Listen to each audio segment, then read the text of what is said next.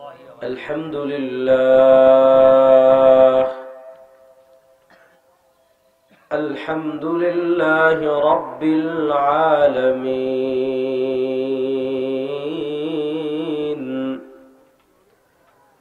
والعاقبة للمتقين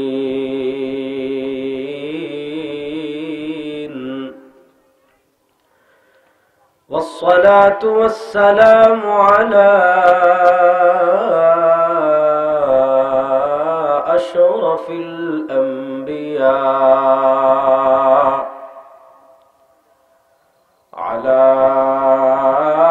أشرف الأنبياء والمرسلين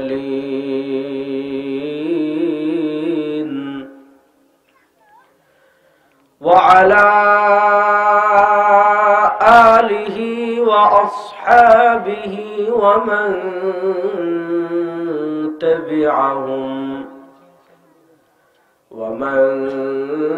تبعهم بإحسان إلى يوم الدين.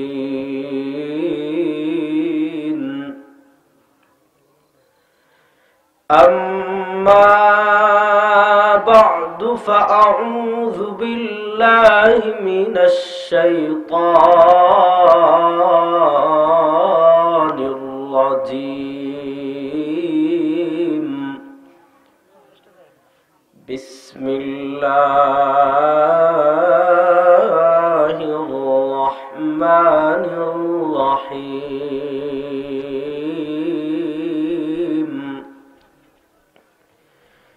يا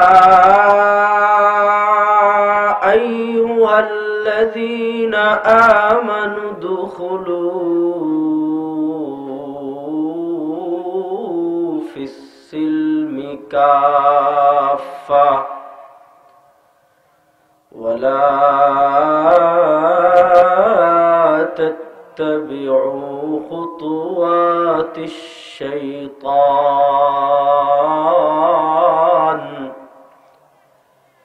إنه لكم عدو مبين.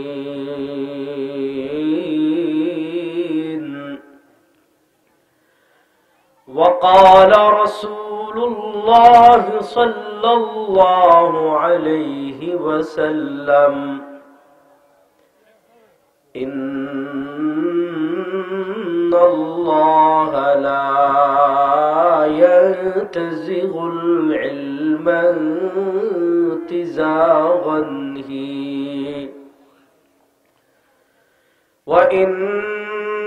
وإنما ينتزغ العلم بقبض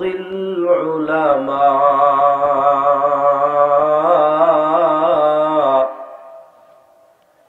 فاتخذ الناس رؤوسا جهالا فضلوا وأضلوا. وقال رسول الله صلى الله عليه وسلم يحمل هذا العلم من كل خلف عدوله ينفون عنه تحريف الغالين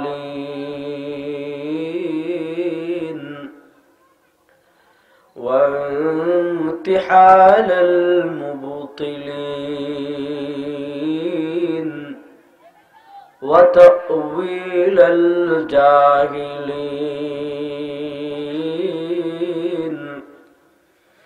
أو كما قال عليه الصلاة والسلام. الحمد لله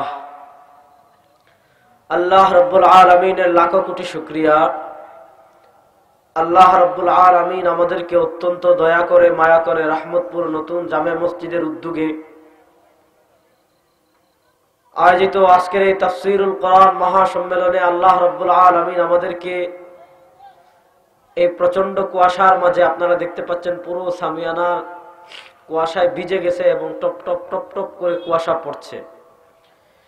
এই শীতের মাঝেও প্রতিকূল অবস্থায় আল্লাহ রাব্বুল আলামিন আমাদেরকে দ্বীনের কিছু কথা বলার এবং দ্বীনের কিছু কথা শোনার জন্য আমাদেরকে এই রহমতের সামিয়ানার নিচে এসে একত্রিত হয়ে বসার তৌফিক দান করেছেন। আমরা সবাই প্রাণ খুলে দিল খুলে একবার কালেমাতুশ শুকর আদায় করি, আলহামদুলিল্লাহ। মুহতারাম হাজিরিন, যেভাবে কুয়াশা পড়ছে খুব বেশি কথা বলার সুযোগ নেই আমার। আমি শারীরিকভাবেও খুবই অসুস্থ। খুবই সংক্ষিপ্তভাবে মোটা দাগে মৌলিক কিছু কথা বলবো শুরু থেকে শেষ পর্যন্ত। যারা এখানে উপস্থিত আছেন আপনারা মাইকের আওয়াজ যত দূর পর্যন্ত যাচ্ছে সকল মা বোনেরা কথাগুলো ভালো করে বোঝার চেষ্টা করবেন ইনশাআল্লাহ। আল্লাহ রাব্বুল আলামিন আমাদের উপর যতগুলো অনুগ্রহ করেছেন, যতগুলো দয়া করেছেন, আল্লাহ রাব্বুল আলামিনের অনুগ্রহ আর দয়ার মাঝে আমাদের উপর সবচেয়ে বড় অনুগ্রহ হলো আল্লাহ রাব্বুল আলামিন আমাদেরকে ঈমান দান করেছেন। আমাদেরকে কি দান করেছেন? ঈমান। একজন মানুষের কাছে সবচেয়ে গুরুত্বপূর্ণ হলো তার ঈমান। এই ঈমান লাভ করার জন্য সাহাবায়ে কেরাম কত ত্যাগ করেছেন, কত কুরবানি করেছেন। এই ঈমানের উপর অটল এবং অবিচল থাকার জন্য সাহাবায়ে কেরাম কত শত হাজার পরীক্ষার সম্মুখীন হয়েছেন। আল্লাহ রাব্বুল আলামিন কোন ধরনের পরীক্ষা ছাড়া আমাদেরকে, কোন ধরনের মুসিবত ছাড়া আল্লাহ রাব্বুল আলামিন আমাদেরকে ঈমান দান করেছেন। আবার ঈমানের উপর অবিচল থাকতে, ঈমানের উপর আমল করতে, ঈমানের উপর অটল থাকতে আল্লাহ রাব্বুল আলামিন আমাদের থেকে কোন ধরনের পরীক্ষা নিচ্ছেন না। তো একজন মানুষের কাছে, একজন মুসলমানের কাছে সবচেয়ে গুরুত্বপূর্ণ হলো তার ঈমান। ঈমানের চেয়ে গুরুত্বপূর্ণ তার কাছে আর কোনো কিছু হইতে পারে না। তার টাকার চেয়েও দামি তার ঈমান, তার চুকের চেয়েও দামি তার ঈমান, তার স্ত্রীর চেয়েও দামি তার ঈমান, তার সন্তানের চেয়েও দামি তার ঈমান, এমনকি তার জানের চেয়েও দামি তার ঈমান। হযরত সাহাবায়ে কেরাম রিদওয়ানুল্লাহি আলাইহিম আজমাইনের জীবনী যদি আপনি পড়েন, তারা সব কিছু থেকে গুরুত্বপূর্ণ, সবচেয়ে সম্মানী এবং সবচেয়ে গুরুত্বপূর্ণ মনে করতেন ঈমানকে। এজন্য পৃথিবীর সব কিছু মেনে নিতে পারতেন। শত অত্যাচার আসুক সাহাবায়ে কেরামের উপর, সাহাবায়ে কেরাম সহ্য করে নিতেন। শত জুলুম আসুক সাহাবায়ে কেরাম সহ্য করে নিতেন। শত অত্যাচার আসুক সাহাবায়ে কেরাম সহ্য করে নিতেন। যত ধরনের মুসিবত আসুক না কেন সাহাবায়ে কেরাম সহ্য করে নিতেন। কিন্তু ঈমানের ক্ষেত্রে, ঈমানের ব্যাপারে সাহাবায়ে কেরাম কোনো কিছু কখনো সহ্য করতেন না। ঈমানের ক্ষেত্রে 1%ও ছাড় দিতেন না। এজন্য ইসলামে সাহাবায়ে কেরামের মর্যাদা এত বেশি। ইসলামের সবচেয়ে গুরুত্বপূর্ণ নবীর পরে সবচেয়ে মর্যাদাবান সাহাবায়ে কেরাম। সাহাবায়ে কেরামের মর্যাদা কতটুকু? আমরা প্রত্যেক জুমাবারে হাদিস শুনি, মসজিদের প্রত্যেক খতিব সাহেবগণ হাদিস শোনান, আল্লাহ আল্লাহ ফি আসহাবি লা তাত্তাখিযুহুম গরাদাম মিন বা'দি ফামান আহাব্বাহুম ফাবিহুব্বি আহাব্বাহুম ওয়া মান আবগাদাহুম ফাবিবুগযি আবগাদাহুম। নবী বলেন, হে পৃথিবীর মানুষ শুনো, লা তাত্তাখিযুহুম গরাদাম মিন বা'দি, হে আমার উম্মতেরা, আমি পৃথিবী থেকে চলে যাওয়ার পর তোমরা সাহাবায়ে কেরামকে তোমাদের সমালোচনার লক্ষ্য বস্তুতে বানাইও না। সাহাবায়ে কেরামকে সমালোচিত করো না। সাহাবায়ে কেরামের ব্যাপারে কটু কথা বলো না। সাহাবায়ে কেরামকে মন্দ জ্ঞান করো না। সাহাবায়ে কেরামের শান মান খাটো হয় এমন কোন কথা বলো না। কেন? নবী বলেন ফামান আহাব্বাহুম, যারা সাহাবায়ে কেরামকে ভালোবাসবে, ফাবি হুব্বি আহাব্বাহুম, তারা আসলে সাহাবায়ে কেরামকে ভালোবাসেনি, বরং সাহাবায়ে কেরামকে ভালোবাসার মাধ্যমে আমার নবীকে ভালোবাসলো। ওয়ামান আবগাদাহুম, আর যারা সাহাবায়ে কেরামকে ঘৃণা করে, তারা সাহাবায়ে কেরামকে ঘৃণা করেনি, ফাবি বুগদি আবগাদাহুম, সাহাবায়ে কেরামকে ঘৃণা করার মাধ্যমে তারা আমি নবীকে ঘৃণা করলো। এজন্য সাহাবায়ে কেরামকে ঘৃণা করা যাবে? সাহাবায়ে কেরামের সমালোচনা করা যাবে? সাহাবায়ে কেরামের ব্যাপারে কটু কথা বলা যাবে না। আকীদা ক্লিয়ার রাখতে হবে মুসলমান। আজকে আমাদের আকীদার মধ্যে ভেজাল ঢুকে গেছে, ভালো করে বুঝেন। আকীদা ক্লিয়ার রাখতে হবে। আহলুস সুন্নাহ ওয়াল জামাতের আকীদার ব্যাপারে অত্যন্ত চমৎকার। আজ থেকে 1100 বছর আগে ইমাম তাহাবী রাহমাতুল্লাহ আলাইহি 321 হিজরিতে ইন্তেকাল করেছেন। কিতাব লিখেছেন আকীদাতুত তাহাবী। সেখানে সাহাবায়ে কেরামের ব্যাপারে আমাদের আকীদা কেমন হবে, ইমাম তাহাবী রাহিমাহুল্লাহ বলেন, নুহিব্বু মান ইউহিব্বুহুম ওয়া নুবগিযু মান ইউবগিযুহুম ওয়া বিগাইরিল হক ইয়াযকুরুহুম ওয়া লা নাযকুরুহুম ইল্লা বিখাইর। যে নুহিব্বু মান ইউহিব্বুহুম, যারা সাহাবায়ে কেরামকে ভালোবাসে আমরা তাদেরকে ভালোবাসবো, ওয়া নুবগিযু মান ইউবগিযুহুম, আর যারা সাহাবায়ে কেরামকে ঘৃণা করে আমরা তাদেরকে ঘৃণা করব। ওয়া বিগাইরিল হক ইয়াযকুরুহুম, যারা সাহাবায়ে কেরামের শান মানকে খাটো করার জন্য, সাহাবায়ে কেরামকে সমালোচিত করার জন্য, সাহাবায়ে কেরামের ব্যাপারে খারাপ ধারণা পোষণের জন্য আলোচনা করবে, তাদেরকে আমরা ঘৃণা করব। ওয়ালা নাযকুরুহুম ইল্লা বিখাইর, সাহাবায়ে কেরামের ব্যাপারে আমরা কল্যাণ ছাড়া অন্য কোনো আলোচনা করব। সাহাবায়ে কেরামের ব্যাপারে আমরা শুধু ভালো আলোচনা করব। যে আলোচনা করলে সাহাবায়ে কেরামের মান কমে যায়, যে আলোচনা করলে সাহাবায়ে কেরামের মর্যাদা ক্ষুণ্ণ হয়, যে আলোচনা করলে সাহাবায়ে কেরামের ব্যাপারে মানুষ খারাপ ধারণা পোষণ করে, যে আলোচনা করলে সাহাবায়ে কেরামের প্রতি মানুষের বিদ্বেষ পয়দা হয়ে যায়, এমন আলোচনা করা জায়েজ নেই। বরং যে এমন আলোচনা করে তার ব্যাপারে বিদ্বেষ লালন করা আহলুস সুন্নাহ ওয়াল জামাতের আকীদা। আহলুস সুন্নাহ ওয়াল জামাতের আকীদা। কারণ সাহাবায়ে কেরামকে যদি আপনি সমালোচিত করেন, তাহলে সাহাবায়ে কেরামের সমালোচিত হওয়ার দ্বারা স্বয়ং আল্লাহ রাব্বুল আলামিন সমালোচিত হয়ে যান। কেন? আল্লাহ রাব্বুল আলামিন সাহাবায়ে কেরামের ব্যাপারে পবিত্র কোরআনে চমৎকার ভাবে বলেছেন, রাদিয়াল্লাহু আনহুম ওয়া রাদু আন, রাদিয়াল্লাহু আনহুম ওয়া রাদু আন। আল্লাহ সাহাবায়ে কেরামের উপর সন্তুষ্ট আর সাহাবায়ে কেরাম আল্লাহর উপর সন্তুষ্ট।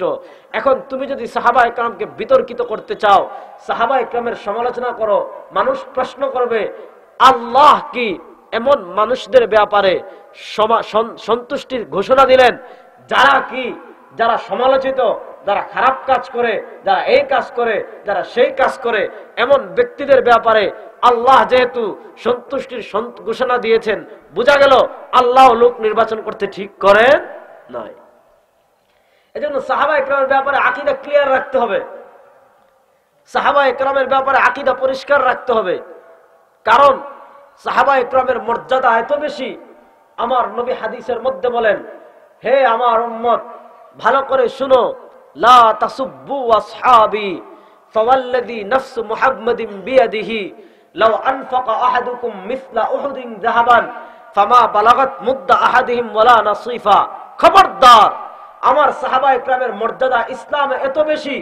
নবী বলেন, লাউ আনফাকা আহাদুকুম মিসলা উহুদিন যাহাবান, তোমাদের কেউ যদি উহুদ পাহাড় পরিমাণ স্বর্ণের মালিক হয়ে যায় আর উহুদ পাহাড় পরিমাণ স্বর্ণ আল্লাহর রাস্তায় দান করে, একজন সাহাবী এক মুষ্টি খেজুর, একজন সাহাবী এক মুষ্টি জাল, একজন সাহাবী এক মুষ্টি চাল আল্লাহর রাস্তায় দান করে যেই পরিমাণ নেকি লাভ করে, তুমি উহুদ পাহাড় পরিমাণ স্বর্ণ দিও সেই পরিমাণ নেকি লাভ করতে পারবে না। কেন পারবে না? সাহাবায়ে কেরামের মর্যাদা কেন বেশি? কারণ সাহাবায়ে কেরাম দ্বীনের খুঁটি, সাহাবায়ে কেরাম দ্বীনের মাধ্যম। রাসূলুল্লাহ সাল্লাল্লাহু আলাইহি ওয়াসাল্লাম থেকে দ্বীন আল্লাহ রাব্বুল আলামিন সাহাবায়ে কেরামের মাধ্যমে আমাদের কাছে পৌঁছিয়েছেন। কার মাধ্যমে? আপনারা আমার কথা বুঝতেছেন তো? রাসূলুল্লাহ সাল্লাল্লাহু আলাইহি ওয়াসাল্লাম থেকে আল্লাহ রাব্বুল আলামিন দ্বীন আমাদের পর্যন্ত পৌঁছেছেন। দ্বীনের সবচেয়ে বড় স্তম্ভ, দ্বীনের সবচেয়ে বড় খুঁটি হইলেন সাহাবায়ে কেরাম। এজন্য পৃথিবীর সৃষ্টির একদম আমাদের ইসলামের শুরু লগ্ন থেকে এখন পর্যন্ত যারা আছে পৃথিবীতে ইসলামের খুঁত ধরতে চায়, ইসলামকে কলুষিত করতে চায়, ইসলামের ব্যাপারে মন্দ ধারণা তৈরি করতে চায়, তাদের একটা মৌলিক থিম ছিল সাহাবায়ে কেরামকে সমালোচিত করা, সাহাবায়ে কেরামকে বিতর্কিত করা। কারণ সাহাবায়ে কেরামকে যদি বিতর্কিত করা যায়, সাহাবায়ে কেরামকে যদি সমালোচিত করা যায়, সাহাবায়ে কেরামের ব্যাপারে যদি মানুষের কাছে খারাপ ধারণা দেওয়া যায়, তাহলে সাহাবায়ে কেরামকে খারাপ বানালে পুরো ইসলাম বিতর্কিত হয়ে যায়, পুরো শরীয়ত বিতর্কিত হয়ে যায়। আমি কথা বুঝাইতে পারতেছি? এজন্য সাহাবায়ে কেরামের ব্যাপারে আমরা কখনো খারাপ ধারণা লালন করব, সাহাবায়ে কেরামকে কখনো মন্দ বলবো, সাহাবায়ে কেরামের সমালোচনা করব, বরং নুহিব্বু মান ইউহিব্বুহুম, আমরা রাসূলুল্লাহ সাল্লাল্লাহু আলাইহি ওয়াসাল্লামের প্রত্যেক সাহাবীকে হৃদয় থেকে ভালোবাসি। কথার সাথে সবাই একমত তো ইনশাআল্লাহ? আমরা রাসূলুল্লাহ সাল্লামের প্রত্যেক সাহাবীকে কোন জায়গা থেকে ভালোবাসি? হৃদয় থেকে ভালোবাসি। আসেন পরবর্তী কথায়। আমরা বলেছিলাম, কথা শুরু করেছিলাম, আল্লাহ রাব্বুল আলামিন আমাদের উপরে যতগুলো দয়া করেছেন, যতগুলো ইহসান করেছেন, এই ইহসানের মাঝে আল্লাহ রাব্বুল আলামিনের সবচেয়ে বড় ইহসান, সবচেয়ে বড় দয়া হলো আল্লাহ রাব্বুল আলামিন আমাদেরকে ঈমান দান করেছেন। আমাদেরকে কি দান করেছেন? ঈমান। ভালো করে কথাগুলো বুঝবেন। আল্লাহ রাব্বুল আলামিন আমাদেরকে ঈমান দান করেছেন। আর একজন মুসলমানের কাছে সবচেয়ে গুরুত্বপূর্ণ হলো তার ঈমান। একজন মুসলমানের কাছে সবচেয়ে গুরুত্বপূর্ণ তার ঈমান। কেন একজন মুসলমানের কাছে গুরুত্বপূর্ণ ঈমান তার? কেন? ইমাম মুসলিম রাহিমাহুল্লাহ মুসলিমের কিতাবুল ঈমানে হাদিস এনেছেন মোট 40টা। আমি পরবর্তীতে সেই আলোচনায় যাব। আগে ভালো করে শুনেন। আজকে আমাদের মুসলমানদের অবস্থা এমন হয়েছে যে আমরা মনে করি ঈমান এটা লোহার পেরেকের মতো। আমরা ঈমানকে মনে করি লোহার পেরেকের মতো। যদি কেউ কাঠের মধ্যে লোহা মারে, কাঠ নষ্ট হয়ে যায়, কাঠ পচে যায়, কাঠ কেটে ফেলে, কিন্তু লোহা নষ্ট হয় না, লোহা পচে না, লোহা খারাপ হয় না, লোহা লোহার মতো থাকে। আমরা মুসলমানদের অবস্থা আজকে, আমাদের অবস্থা হয়ে গেছে ইহুদিদের মতো, আমাদের অবস্থা হয়ে গেছে নাসারাদের মতো। ইহুদিদের আকীদা ছিল ঈসা আলাইহিস সালাতু ওয়াস সালাম আমাদের সকল পাপের অগ্রিম কাফফারার জন্য তার রক্ত পৃথিবীতে প্রবাহিত করে গিয়েছেন। সুতরাং আমরা যত পাপ করি, যত মারামারি করি, যত খোরাখুরি করি, যত ইত্রামি করি, যত বদমাইশি করি, কোনো সমস্যা নাই, আমরা জান্নাতে যাব। আর যদি আল্লাহ কখনো আমাদেরকে জাহান্নামে দিয়েও দেয়, লান তামাসসানান নার ইল্লা আইয়ামাম মা'দুদাত। তাদের আকীদা ছিল যে যতই পাপ করি না কেন কোনো সমস্যা নাই, যতই জুলুম করি না কেন সমস্যা নাই, যত অত্যাচার করি না কেন কোনো সমস্যা নাই, লান তামাসসানান নার ইল্লা আইয়ামাম মা'দুদাত। মাত্র কিছুদিন জাহান্নামে জ্বলবো, কিছুদিন পর জান্নাতের কন্ট্রাক্টটি তারা নিয়ে গিয়েছিল। তারা মনে করছে জান্নাতে আমরা যাব, এজন্য কোরআনের বারবার তাদের কথা আল্লাহ নকল করেছেন। আজকে আমাদের মুসলমানদের অবস্থা এমন হয়ে গিয়েছে, আমরা মনে করি আমাদের জন্মের পর আমাদের এক কানে আযান দেওয়া হয়েছে, আরেক কানে ইকামত দেওয়া হয়েছে। আমাদের কথা যখন ফুটেছে, আমাদের মা বাবা আমাদেরকে শিক্ষা দিয়েছেন লা ইলাহা ইল্লাল্লাহ মুহাম্মাদুর রাসূলুল্লাহ। আমরা মনে করি বাস কালেমা পড়ে ফেলেছি, কানে আযান দেওয়া হয়েছে, কানে ইকামত দেওয়া হয়েছে, আমাদের ঈমান আর কখনো যাবে। আজকে মুসলমানদের অবস্থা এমন। অথচ শুনেন, আমরা রোজা রাখি, কি কি কারণে রোজা ভঙ্গ হয় আমরা জানি? জানি কি জানি না? কথা বলেন না কেন? আমরা নামাজ পড়ি, কি কি কারণে নামাজ ভাঙ্গে জানি? আমরা অজু করি, কি কি কারণে অজু ভাঙ্গে জানি? অথচ আমরা গোসল কি কি কারণে ফরজ হয় জানি। কিন্তু আজকে আমাদের সমাজে ঈমান ভঙ্গের কারণ নিয়ে কোনো আলোচনা নাই। কি কি কারণে ঈমান ভাঙ্গে মানুষ জানে না। আমি আপনাদেরকে একটা হাদিস শোনাই। ইমাম মালিক রাহিমাহুল্লাহ মুয়াত্তা মালিক হাদিস এনেছেন। রাসূলুল্লাহ সাল্লাল্লাহু আলাইহি ওয়াসাল্লাম মদিনায় হিজরত করার পর অনেক দিন মদিনায় বৃষ্টি হয় না। হাদিসটা হলো হাদিসে কুদসি। অনেক দিন মদিনায় বৃষ্টি হয় না। অনেক দিন পর হঠাৎ মদিনায় বৃষ্টি হয়েছে। রাসূলুল্লাহ সাল্লাল্লাহু আলাইহি ওয়াসাল্লাম ফজরের নামাজ পড়ে সাহাবা একরামকে জিজ্ঞেস করলেন, আজকে যে বৃষ্টি হয়েছে, আল্লাহ রাব্বুল আলামিন পৃথিবীর মানুষকে উদ্দেশ্য করে কি কথা বলেছেন তোমরা জানো? সাহাবা একরাম বলেন, না, আল্লাহু ওয়া রাসূলু আ'লাম, আল্লাহ এবং তার রাসূল সবচেয়ে বেশি জানেন। আল্লাহর নবী বললেন, আল্লাহ রাব্বুল আলামিন বলেছেন, আসবাহা মিন ইবাদি মুমিনুম বি ওয়া কাফিরুম বি ফাআম্মা মান ক্বালা মুতিরনা বিফযলিল্লাহি ওয়া বিরহমাতিহি ফাবিযালিকা মুমিনুম বি ওয়া কাফিরুম বিল কাওকাব ওয়া আম্মা মান ক্বালা মুতিরনা বিনাউই কাযা ওয়া কাযা ফাকাযালিকা মুমিনুম বিল কাওকাব ওয়া কাফিরুম বি।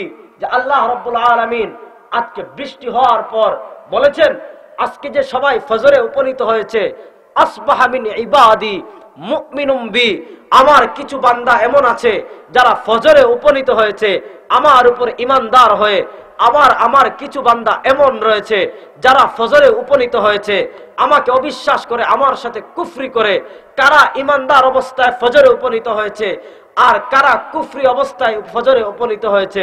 আল্লাহ বলেন, ফাআম্মা মান ক্বালা মুতিরনা বিফযলিল্লাহি ওয়া বিরহমাতিহি, যারা এই কথা বলবে আল্লাহ রাব্বুল আলামিনের দয়া এবং অনুগ্রহে আমরা বৃষ্টি স্নাত হয়েছি, আমাদের উপর বৃষ্টি হয়েছে আল্লাহর রহমতে, ফাবিযালিকা মুমিনুম বি, তারা আমি আল্লাহর উপর ঈমানদার, ওয়া কাফিরুম বিল কাওকাব, আর তারকারাজিকে অস্বীকার করেছে, ওয়া আম্মা মান ক্বালা, আর যারা বলেছে মুতিরনা বিনাউই কাযা ওয়া কাযা, অমুক তারকার কারণে, অমুক দেবতার কারণে, অমুক জিনিসের কারণে আমাদের উপর বৃষ্টি হয়েছে, ফাযালিকা মুমিনুম বিল কাওকাব, সে ঈমান এনেছে তারকার উপর, ওয়া কাফিরুম বি, কিন্তু আমি আল্লাহর সাথে কুফরি করেছি। আমি আল্লাহর সাথে কি করেছে? কুফরি করেছে। এজন্য আল্লাহ সবচেয়ে বড় গুনাহ হইল, আল্লাহ সবচেয়ে যে বড় গুনাহ ঘৃণা করেন সেটা হলো শিরিক, আল্লাহর সাথে কুফরি করা, আল্লাহর সাথে শিরিক করা।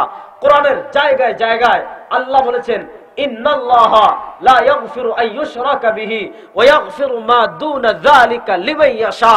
কোন মানুষ যদি আল্লাহর সাথে শিরিক করে, আল্লাহ শিরিকের গুনাহ ক্ষমা করেন না। শিরিক ছাড়া আল্লাহ রাব্বুল আলামিন সব ধরনের গুনাহ মাফ করে দেন। সব ধরনের গুনাহ আল্লাহ চাইলে মাফ করে দিতে পারেন, কারণ আল্লাহ কোরআনে কি বলেছেন, কুল ইয়া ইবাদিয়াল্লাযীনা আসরাফু আলা আনফুসিহিম লা তাকনাতু মির রাহমাতিল্লাহ ইন্নাল্লাহা ইয়াগফিরুয যুনুবা জামিআ। কুল, হে নবী আপনি বলুন, ইয়া ইবাদি, হে আমার বান্দারা, আল্লাযীনা আসরাফু আলা আনফুসিহিম, যারা তোমরা তোমাদের নফসের উপর জুলুম করেছো, আপনি তাদেরকে বলে দিন, লা তাকনাতু মির রাহমাতিল্লাহ, তোমরা আল্লাহর রহমত থেকে নিরাশ হইও না। ইন্নাল্লাহা ইয়াগফিরুয যুনুবা জামিআ, আল্লাহ চাইলে তোমাদের সকল গুনাহ মাফ করে দিতে পারেন, তোমাদের সগীরা গুনাহ মাফ করে দিতে পারেন, কবিরা গুনাহ মাফ করে দিতে পারেন। কিন্তু আল্লাহ কখনো কোন মানুষ যদি ইসলামে অন্তর্ভুক্ত না হয়, কালেমা না পড়ে, ঈমান না আনে, আল্লাহ শিরকের গুনাহ মাফ করেন না। আর আজকে আমাদের মুসলমানদের সমাজে শিরকের বিস্তার, আজকে আমাদের মুসলমানদের সমাজে শিরকের বিস্তার, বিভিন্ন ভাবে মুসলমান শিরিক করছে, অথচ মুসলমান জানেও না শিরিক করে ঈমান হারা হয়ে যাচ্ছে। শিরিকের আলোচনা নাই, কত ভাবে মানুষ শিরিক করে। আমাদের সমাজে দুই ধরনের বাড়াবাড়ি, কেউ শিরিক নিয়ে বাড়াবাড়ি করে, যেগুলো শিরিক না এগুলোকে শিরিক বানিয়ে ফেলে, আবার কেউ এত ছাড়াছাড়ি করে যেটা শিরিক এটা হলো শিরিক মনে করে না। ভালো করে কথাগুলো বুঝবেন। আমাদের সমাজে শিরিক নিয়ে বাড়াবাড়ি ছাড়াছাড়ি দুইটাই হয়। বর্তমানে শেখ মোহাম্মদ ইবনে আব্দুল ওয়াহাব নজদি, যিনি সৌদি আরবের ছিলেন, তার অনুসারী যারা, তারা শিরিকের ক্ষেত্রে বাড়াবাড়ি করেন। যেমন বর্তমানে আমাদের সালাফি অনেক ভাই আছেন শিরিকের ক্ষেত্রে বাড়াবাড়ি করেন। যেমন ওনারা ব্যাপকভাবে তাওয়াসসুলকে শিরিক মনে করেন, ওসিলাকে ব্যাপকভাবে শিরিক মনে করেন। অথচ ওসিলা ব্যাপকভাবে শিরিক না। ওসিলাকে কেউ যদি মুখতারে কুল মনে করে তাহলে শিরিক হবে। আর আরেক দল লোক আছেন যারা শিরিককেও শিরিক মনে করেন না। ভালো করে বুঝেন, আকীদার এই চ্যাপ্টারটা আমি ক্লিয়ার করব, বেশি আলোচনা করব না, আগে বলেছি, এজন্য এই বিষয়টা ভালো করে বুঝবেন। শরীয়তের দুইটা মাসআলা। একটা মাসআলা হইল পৃথিবীতে সবকিছুর একচ্ছত্র মালিক একমাত্র কে? আল্লাহর নামটা একটু আস্তে নিলেন। পৃথিবীর সবকিছুর একচ্ছত্র মালিক কে? আল্লাহ। রাসূলুল্লাহ সাল্লাল্লাহু আলাইহি ওয়াসাল্লাম পৃথিবীর সবকিছুর একচ্ছত্র মালিক না। রাসূলুল্লাহ সাল্লাল্লাহু আলাইহি ওয়াসাল্লাম পৃথিবীর সবকিছুর একচ্ছত্র মালিক না, বরং রাসূলুল্লাহ সাল্লাল্লাহু আলাইহি ওয়াসাল্লাম নিজে কোরআনে কি বলেন? আল্লাহ, হে নবী আপনি বলুন, ইন আত্তাবি ইল্লা মা ইউহা ইলাইয়া, আমি যা ইচ্ছা তা করতে পারি না। ইন আত্তাবি ইল্লা মা ইউহা ইলাইয়া, আমি শুধুমাত্র ওই বস্তুর অনুসরণ করি যেটা আল্লাহ রাব্বুল আলামিন আমার নিকট ওহী প্রেরণ করেন। যেটা আল্লাহ রাব্বুল আলামিন আমার কাছে ওহী প্রেরণ করেন, আমি শুধুমাত্র সেটার অনুসরণ করি। পৃথিবীর সবকিছুর একচ্ছত্র মালিক কে? আল্লাহ। আল্লাহ ছাড়া পৃথিবীর কোনো কিছুর কেউ একচ্ছত্র মালিক না। হ্যাঁ, এটা হইতে পারে ওসিলা দেওয়া ফরজ না, ওয়াজিব না, সুন্নাহ না, মুস্তাহাব না, শুধু মুবাহ। আপনি যদি মনে করেন যে অমুক ব্যক্তির ওসিলা নিয়ে আল্লাহর কাছে দোয়া করতে মন চাচ্ছে, করেন, সমস্যা নাই। কিন্তু কোন বুজুর্গকে, কোন আল্লাহর ওলিকে, কোন পীরকে, কোন বাবাকে, কোন মসজিদের ইমামকে, কোন শাইখুল হাদিসকে কখনো মুখতারে কুল বা সব কিছুর একচ্ছত্র মালিক মনে করা যাবে? এখন আপনি যদি মনে করেন যে খাজা বাবার দরবারেতে কেউ ফিরে না খালি হাতে, আপনি যদি মনে করেন খাজা বাবার দরবারেতে কেউ ফিরে না খালি হাতে, তাহলে আপনি মুখতারে কুল একচ্ছত্র সবকিছু মালিক বানিয়েছেন কাকে? খাজা বাবাকে। শুনেন, এখানে আকীদা ক্লিয়ার রাখতে হবে, বিষয়টা ভালো করে বুঝতে হবে। কোন মানুষ যদি ইন্তেকাল করে, আহলুস সুন্নাহ ওয়াল জামাতের আকীদা অনুযায়ী শুধুমাত্র নবীগণ কবরে জীবিত, নবীগণ কবরে জীবিত। কারণ আল্লাহর রাসূল সাল্লাল্লাহু হাদিসের মধ্যে বলেন, আল আম্বিয়া আহইয়াউন ফি কুবুরিহিম ইউসাল্লুন, প্রত্যেক নবীগণ কবরে জীবিত। তারা কি করেন? কবরে নামাজ পড়েন। তারা কবরে কি পড়েন? নামাজ পড়েন। ইমাম মুসলিম রাহিমাহুল্লাহ মুসলিমে হাদিস এনেছেন, এই আল্লাহ রাসূল সাল্লাল্লাহু বলেন, মারারতু লাইলাতান উসরিয়া বি আলা মূসা ওয়া হুয়া কাইমুন ইউসাল্লি ফি কবরিহি, যে রাতে আমি মেরাজে যাচ্ছিলাম, আমার ইসরা বলা হয় বাইতুল মাকদিস থেকে, এই মক্কা শরীফ থেকে নিয়ে বাইতুল মাকদিস পর্যন্ত যে সফর, এই সফরকে বলা হয় ইসরা। ওই রাত্রে আমি যখন মক্কা থেকে বাইতুল মাকদিসে যাচ্ছিলাম, হযরতে মূসা আলাইহিস সালাতু ওয়াস সালামের কবরের পাশ দিয়ে আমি অতিক্রম করছিলাম। আমি মূসাকে দেখলাম, ওয়া হুয়া কাইমুন ইউসাল্লি ফি কবরিহি, মূসা আলাইহিস সালাম তার কবরে দাঁড়িয়ে দাঁড়িয়ে নামাজ পড়ছিলেন। তার কবরে দাঁড়িয়ে দাঁড়িয়ে। তাহলে কোন মৃত মানুষ কবরে নামাজ পড়তে পারে না। বোঝা গেল নবীগণ কবরে জীবিত, এজন্য আল্লাহর নবী কবরে নামাজ পড়তে দেখেছেন।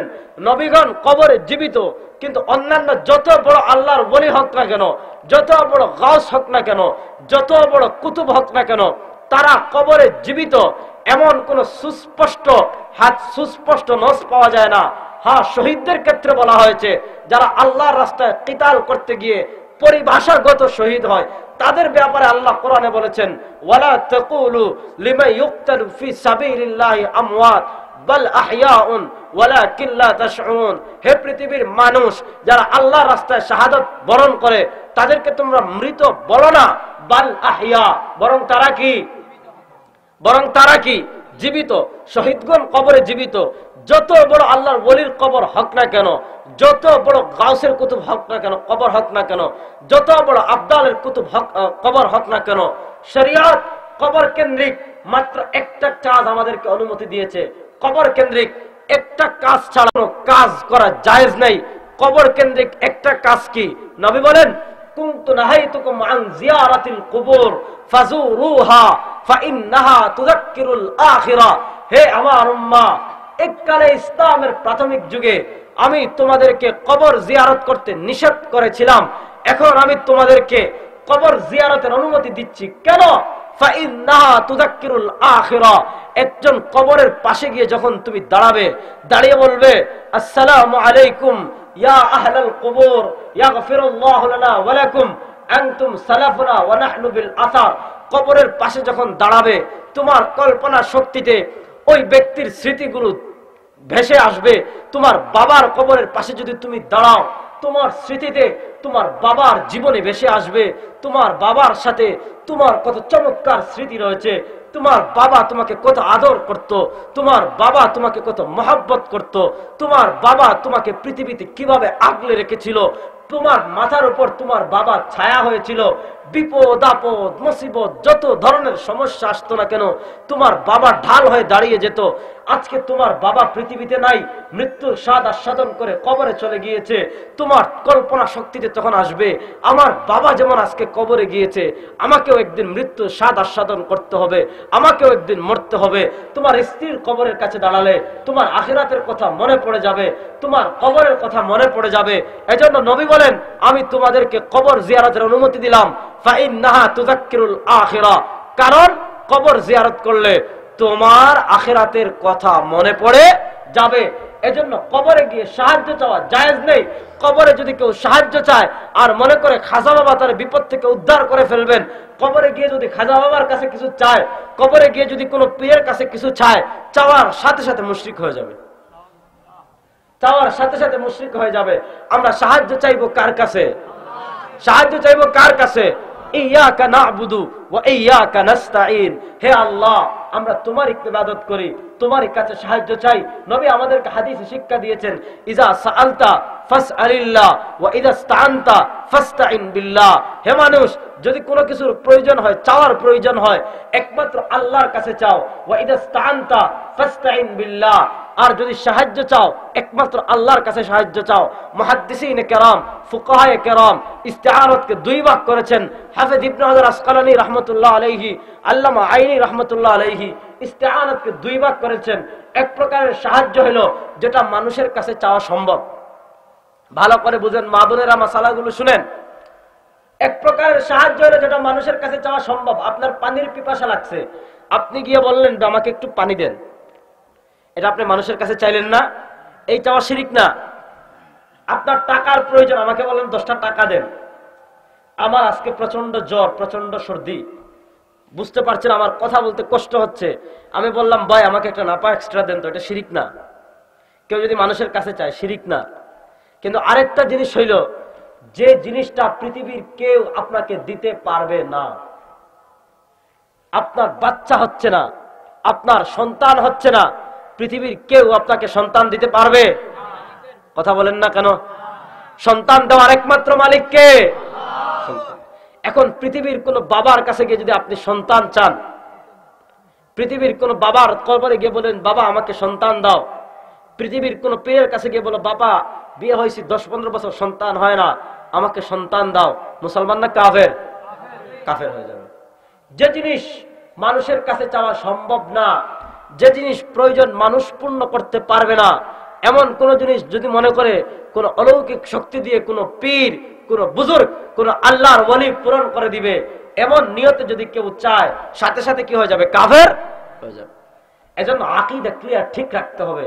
আমাদের নবী আমাদেরকে এমন ভাবে শিক্ষা দিয়েছেন, হে আমার উম্মাহ, তুমি প্রত্যেকটা জিনিস আল্লাহর কাছে চাও, হাত্তা শিরাক ফিন আলাইন। এমনকি আমার নবী আমাকে শিক্ষা দিয়েছেন যে তোমার যদি জুতার ফিতারও প্রয়োজন হয়, তাহলে জুতার ফিতাটাও তুমি আল্লাহর কাছে চাও।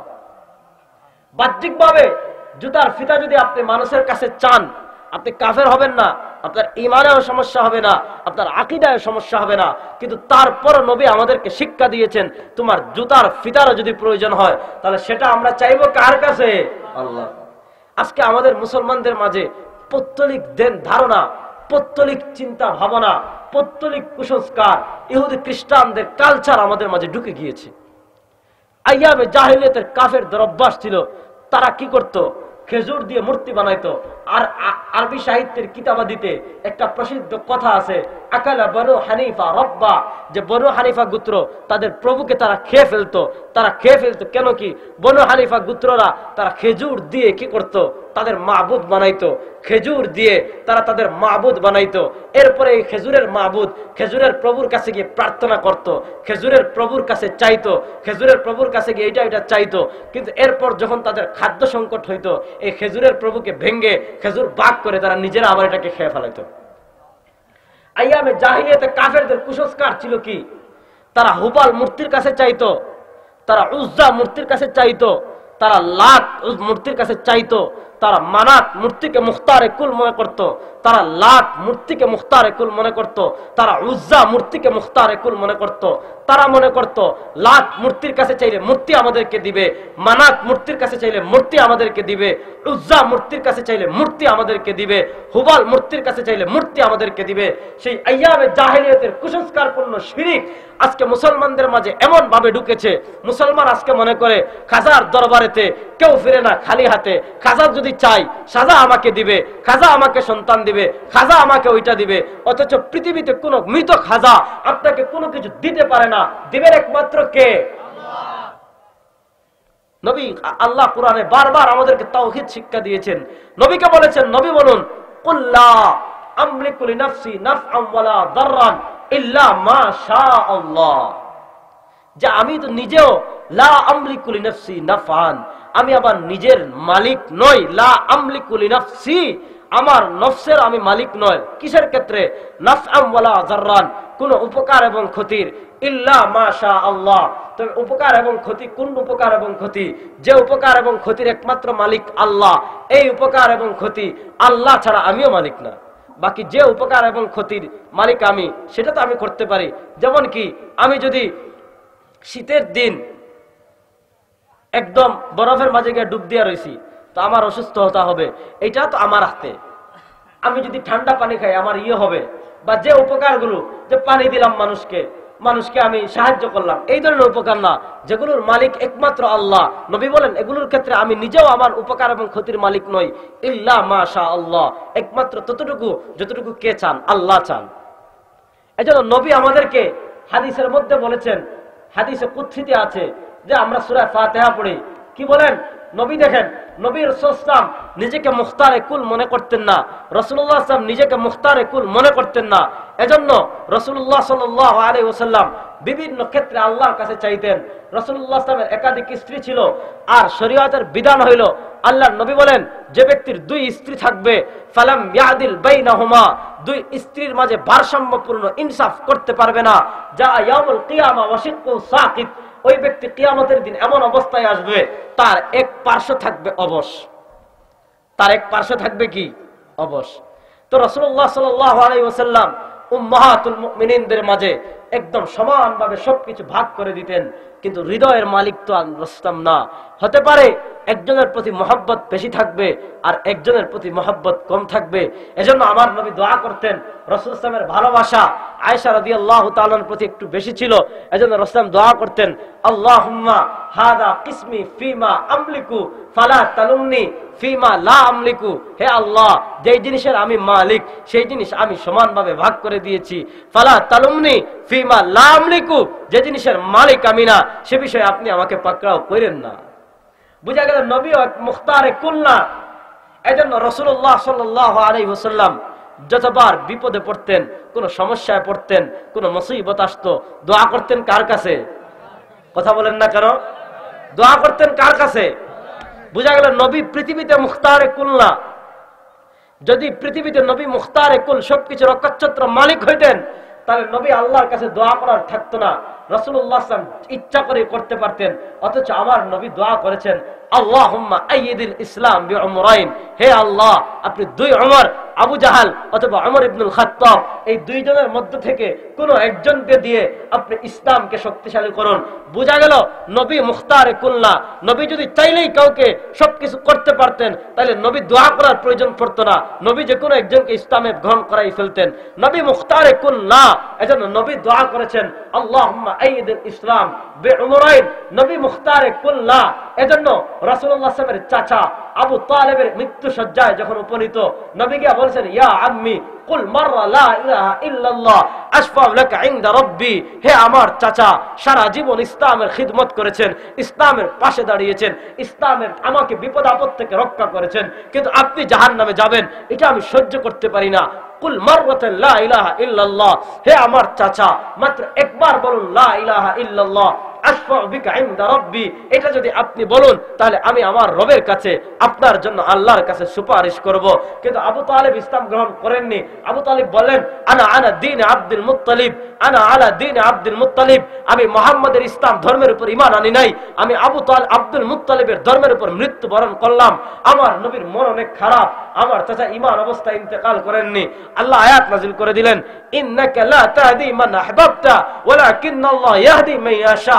হে নবী, আপনি যাকে ইচ্ছা তাকে হেদায়েত দিতে পারেন না, ওয়ালাকিন্নাল্লাহ ইয়াহদি মান ইয়াশা, বরং যাকে ইচ্ছা তাকে হেদায়েত দেওয়ার একমাত্র মালিক কে? আল্লাহ। আল্লাহর নামটা বড় আস্তে নিলেন। হেদায়েত দেওয়ার একমাত্র মালিক কে? আল্লাহ। তো হেদায়েতের ক্ষেত্রে নবী মুখতারে কুল্লা।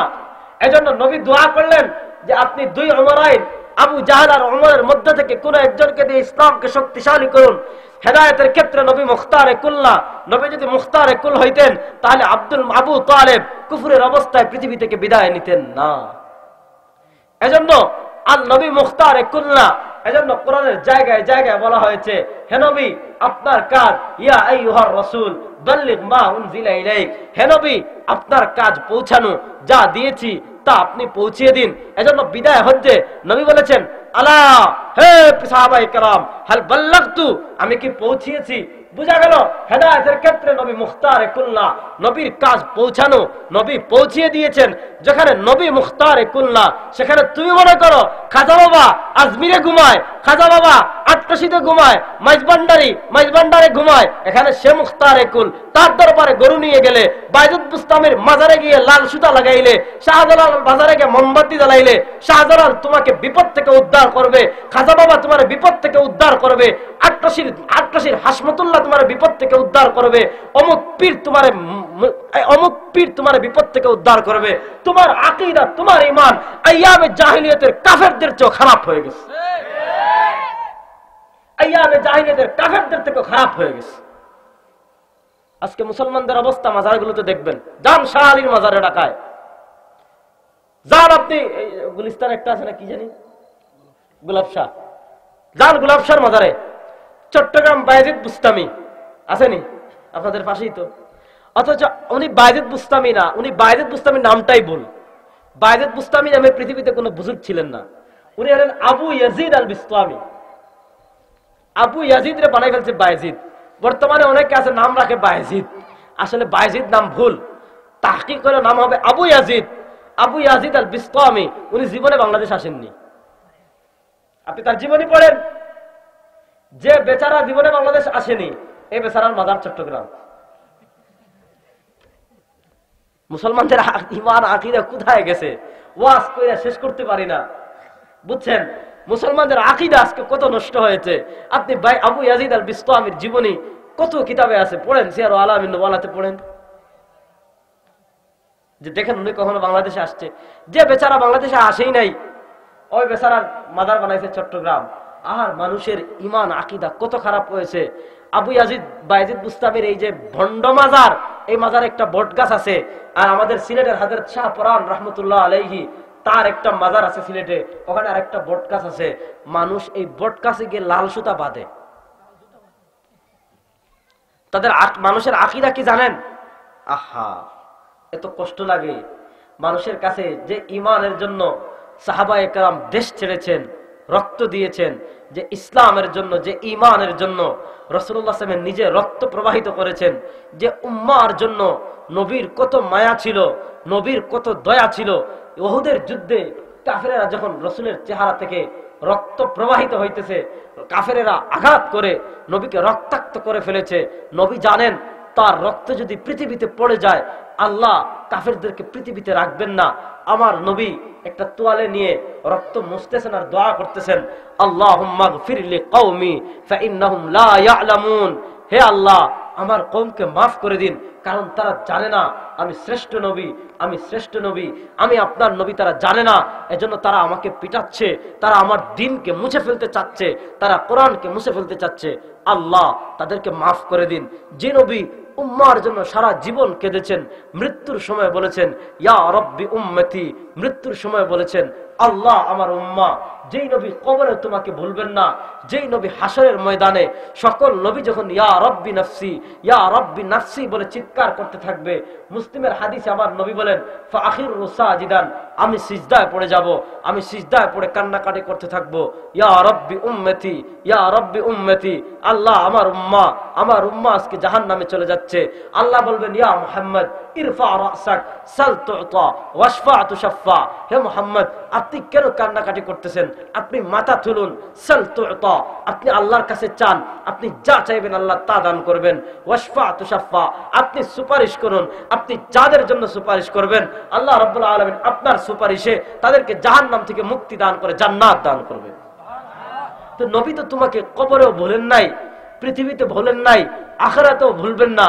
সেই নবী রক্তমাখা দ্বীনকে, রক্তমাখা ঈমান তোমার কাছে এত সস্তা হয়ে গেল, তুমি শাহজালালের মাজারে গিয়ে, শাহপুরানের মাজারে গিয়ে, শাহ আলীর মাজারে গিয়ে, বায়জিদ বুস্তামির মাজারে গিয়ে, মাইজবান্ডারের মাজারে গিয়ে, আটরশির মাজারে গিয়ে তোমার ঈমান হারা হয়ে রিক্ত হস্ত হয়ে তুমি ফিরে আসতেছ। আটরশির এরা কত জঘন্য, তারা পীরের খাটটা সিদ্ধা দেয়, পীরের কবরে তো সিদ্ধা দেই। তাদের হাসমতুল্লাহ যে খাটে ঘুমাইছিল ওই খাটতেও পীরের ছেলে সিদ্ধা মারে। আবার বড় আজীব, কি আজীব তাদের হেকমত। শাহপুরান আমার বাড়ি সিলেট, আমার জীবনে আজ থেকে মনে করেন অন্তত 15 বছর আগে একবার আমি শাহপুরানের মাজারে ঢুকছি। মাজারে যখন ঢুকে আপনি সামন দিয়ে ঢুকবেন, পিছনে ঘুরতে পারবেন না, কারণ বাবারে পিছন দেখানো যাবে না, বাবার সাথে বেয়াদবি হয়ে যাবে। অথচ দেখেন মানুষের বিবেক বুদ্ধি কতটুকু লোপ পেয়েছে, মানুষের চিন্তা চেতনা কতটুকু লোপ পেয়েছে। মানুষ তার মনোবাসনা পূর্ণ হওয়ার জন্য চট্টগ্রামের বায়েজিদ বুস্তামির যে মাজার আছে, ওই মাজারা কিছু কচ্ছপ না কি জানি আছে, কি বলে এগুলা রে, কচ্ছপ, এই কচ্ছপরে খাবার খাওয়ায়। সিলেটের শাহজালালের মাজারের পুকুরে মাছ আছে, মাছরে খাবার খাওয়ায়, মনে করে এই মাছরে খাবার খাওয়াইলে, কচ্ছপরে খাবার খাওয়াইলে তার মনোবাসনা পূর্ণ হয়ে যাবে, এজন্য কচ্ছপরে খাবার খাওয়ায়। গজার মাছরে, শৈল মাছরে খাবার খাওয়ায়, কচ্ছপরে আদর করে। এরপরে কি ওই যে কচ্ছপের গায়ে যে ওই যে উপরে যে ফেনা লাগে ওইটারে বরকতপূর্ণ করে মানুষ খায়। পীরের মাজারে গিয়ে দেয়ালের সাথে হাত লাগিয়ে পেটে মুছে, মনে করে পীরের দেয়াল লাগলে তার সন্তান হয়ে যাবে। তোমার আকীদা, তোমার অবস্থা আইয়ামে জাহিলিয়াতের কাফেরদের থেকে আরো নিকৃষ্ট। অথচ পৃথিবীর সবকিছুর মালিক একমাত্র কে? আল্লাহ। নবী হাদিসে কি বলেন? লাবিজতামাআতিল ইনসু ওয়াল জিন্নু আলা আন ইয়াযুররুকা বিশাইইন লান ইয়াযুররুকা বিশাইইন ইল্লা কাদ কাতাবাহু আল্লাহু লাক ওয়ালা ইন ইজতামাআতিল ইনসু ওয়াল জিন্নু আলা আইয়া লাবিজতামাআতিল ইনসু ওয়াল জিন্নু আলা আন ইয়ানফাউকা বিশাইইন লান ইয়ানফাউকা বিশাইইন ইল্লা কাদ কাতাবাহু আল্লাহু লাক ওয়ালা ইন ইজতামাআতিল ইনসু ওয়াল জিন্নু আলা আন ইয়াযুররুকা বিশাইইন লান ইয়াযুররুকা বিশাইইন ইল্লা কাদ কাতাবাহু আল্লাহু লাক। নবী পৃথিবীর মানুষকে বলেন, হে পৃথিবীর মানুষ, পৃথিবীর যত মানুষ আছে, পৃথিবীর যত জিন আছে, সকল মানুষ এবং সকল জিন মিলে যদি তোমার কোনো উপকার করতে চায়, সকল মানুষ এবং সকল জিন মিলে তোমার কোনো উপকার করতে পারবে না, ইল্লা কাদ কাতাবাহু আল্লাহু লাক, ততটুকু উপকার করতে পারবে যতটুকু উপকার আল্লাহ তাকদীরে লিখে রেখেছেন। ওয়ালা ইন ইজতামাআতিল ইনসু ওয়াল জিন্নু, পৃথিবীর সকল মানুষ এবং জিন যদি একত্রিত হয় তোমার কোনো ক্ষতি করতে চায়, লা ইয়াযুররুকা বিশাইইন, পৃথিবীর সকল মানুষ এবং জিন মিলে তোমার কোনো ক্ষতি করতে পারবে না। যতটুকু উপকার এবং ক্ষতি করার আল্লাহ তাকদীরে লিখে রেখেছেন ততটুকুই হবে। এজন্য আমি বিপদে পড়লে সাহায্য চাইবো কার কাছে? হ্যাঁ, আপনি যদি এখানে ওসিলার 2টা চ্যাপ্টার আছে, মৃত মানুষের ওসিলা তাও দেওয়া যায়, শরীয়তে জায়েজ, কিন্তু মুখতারে কুল মানা যাবে না। জীবিত মানুষের উসিলা তা তো সবার মতেই দেওয়া জায়েজ। কারণ হযরত ওমর ইবনুল খাত্তাব রাদিয়াল্লাহু তাআলার যুগে একবার বৃষ্টি হচ্ছিল না, তখন ওমর ইবনুল খাত্তাব রাদিয়াল্লাহু তাআলা আনহু রাসূলুল্লাহ সাল্লাল্লাহু আলাইহি ওয়াসাল্লামের চাচা হযরত আব্বাস রাদিয়াল্লাহু তাআলা আনহুকে বের হয়ে ইস্তিসকার নামাজ পড়ে বলেছিলেন, আল্লাহুম্মা ইন্না নাতাওয়াসসালু ইলাইকা বিআম্মি নাবিয়িনা, হে আল্লাহ আমরা আপনার নবীর চাচা আব্বাসের উসিলা দিয়ে আপনার কাছে দোয়া করতেছি, আপনি মদিনায় বৃষ্টি বর্ষণ করুন। দোয়া করতে দেরি আল্লাহ রাব্বুল আলামিন মদিনায় বৃষ্টি বর্ষণ করতে দেরি করেননি। এজন্য আপনি উসিলা দিতে পারেন, কিন্তু খবরদার পীরকে মুখতারে কুল মনে করা যাবে না। এইটা মনে করতে পারবেন না যে পীরের দোয়া পীরের কাছে চাইলেই হয়ে যাবে, পীরের নাম দিয়ে দোয়া করলেই আল্লাহ কবুল করে ফেলবেন। এটা একটা উসিলা, এটা একটা কি উসিলা। এজন্য আকীদার গুরুত্বপূর্ণ কয়েকটা চ্যাপ্টার নিয়ে কথা বললাম। যে কথাগুলো বললাম সেই কথাগুলোর উপর যেন আল্লাহ রাব্বুল আলামিন আমাকে এবং আপনাদের সকলকে আমল করার তৌফিক দান করুন। আমিন। ওয়া আখিরু দাওয়ানা আলহামদুলিল্লাহি রাব্বিল আলামিন।